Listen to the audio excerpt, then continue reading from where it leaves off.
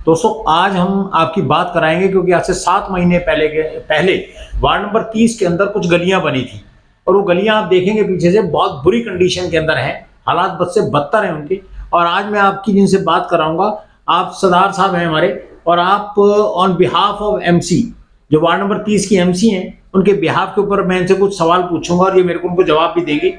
जनाब, अभी आपने कुछ वीडियोस देखी हमारी, मौके की लोकेशन देखी, सड़कों की हालत बहुत खराब है। बिल्कुल। ये लगभग कब 6-7 महीने हो गए इन सड़कों को बने हुए? हाँ जी, मैं आपको बताना चाहता हूँ कि 6 से 7 महीने पहले मेरे पास एक ठेकेदार के पास काम अलाट हुआ था। वो आया था, वो काम करके गया।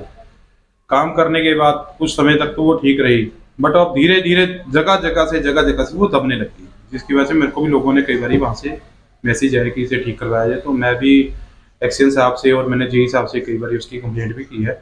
तो उन्होंने भी आश्वासन दिया कि जल्दी ठेकेदार को बुला के उसको ठीक करवा दी जाएगा। सर, ये 7 महीने के अंदर अगर ये गलियों की ये हालत हो गई, इससे साफ है कि मटेरियल या तो अच्छा नहीं लगा या प्रॉपर तरीके से नहीं लगाया। नहीं, इसके भी मैं एक जांच का विषय है।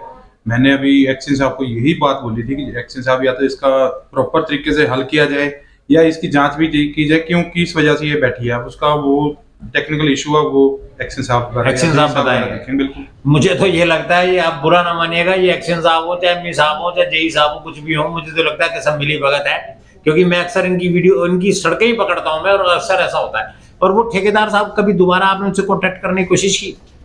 जी, पर मैं जैसे आप कह रहे हो कि एक्शन साहब या जेई साहब, चलो आप नहीं कहेंगे, आपके दायरे हैं, मेरा कोई दायरा नहीं है, मैं तो पकड़ता हूँ साहब, आपके दायरे कह रहे हैं कि जेई साहब का एक तो मैंने उनको बोला कि एक बार ये देखेंगे जब वहाँ पे मौका जो भी है। और मैंने भी ठेकेदार को फोन किया था, मैंने उससे बात की जी। मैंने उससे बोला, कुछ उसके पारिवारिक इशू थे, उस वजह से उसने मुझे थोड़े दिन का डिले बोला।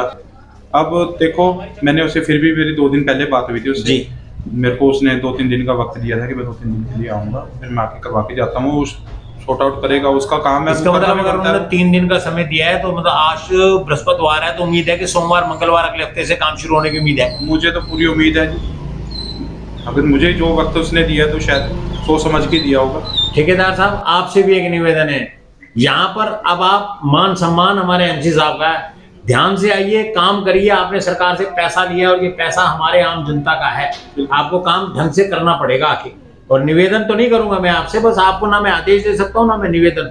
आप आए और अपना काम को तरीके से करें। धन्यवाद।